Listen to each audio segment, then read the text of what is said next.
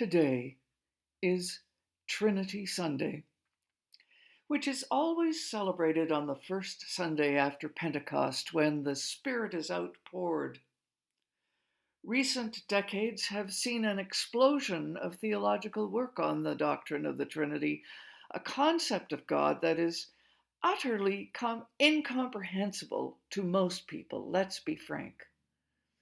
For many years, I considered the idea of the one God containing three persons as just plain weird and problematic for Christians trying to talk about their faith.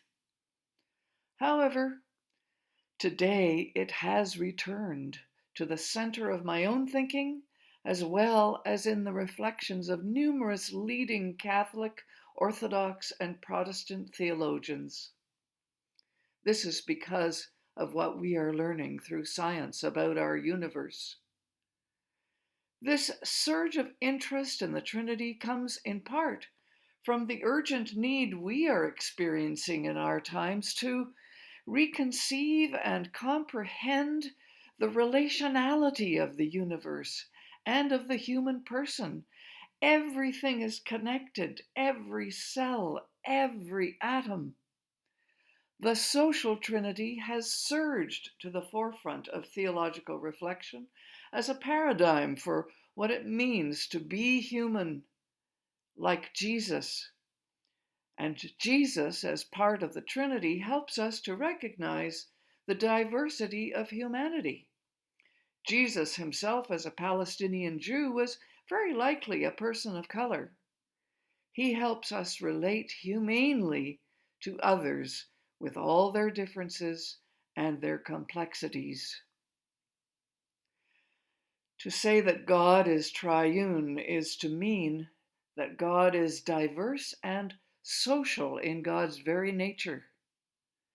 It is also to say that humans who are made in the Spirit of God, as it says in Genesis, are likewise intrinsically diverse and social. There is one God, and the unity of this one God is absolute. Yet there never was a time when God was not three persons all at once. Father, Son, and Spirit, with all their many names, were present in creation and have been in relationship since before the foundation of the world. Jesus teaches us in John, as the Gospel John tells us, that the love of God known and revealed by him is intended to be shared and spread through the Spirit around the world. It is the kind of love that can dissolve all sorts of boundaries and divisions. We are called to love, respect, and enjoy one another.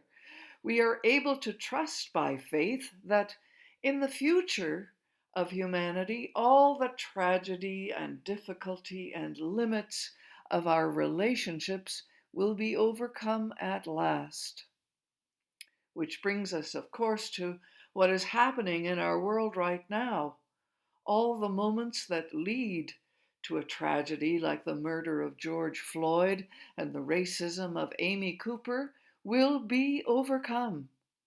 It is our challenge as Christians today to act out of that belief despite living in an imperfect world. What we are being forced to recognize, or led to recognize, through the murder of George Floyd and the ongoing protests, even while the coronavirus still threatens, is the terrible and ongoing pandemic of inequality and racist hatred that has been infecting our entire world for centuries.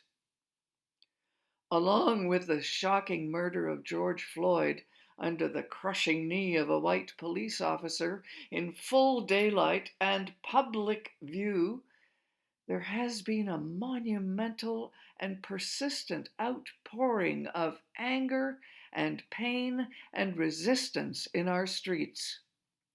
All over the United States and even in Canada and all over the world, There is so much to say about this that I am quite speechless. So I am going to call upon the Reverend Michael Blair, Director of the Church in Mission of the United Church of Canada. Not only is Michael a church colleague, he is a wonderful Facebook friend of mine who mostly provides inspiration with his delight in nature. But recently, Michael chose to give voice to his experience as a Black person in the United Church of Canada.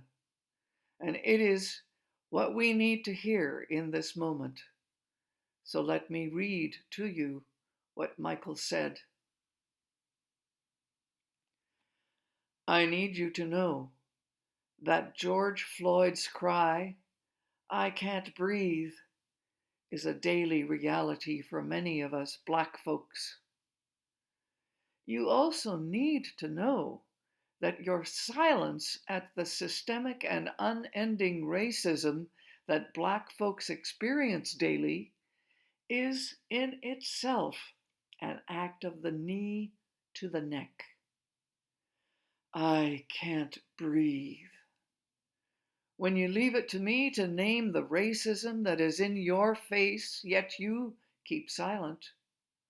When you take the system as a given and don't question assumptions or the way things are, and are silent, you leave me gasping and fighting for air.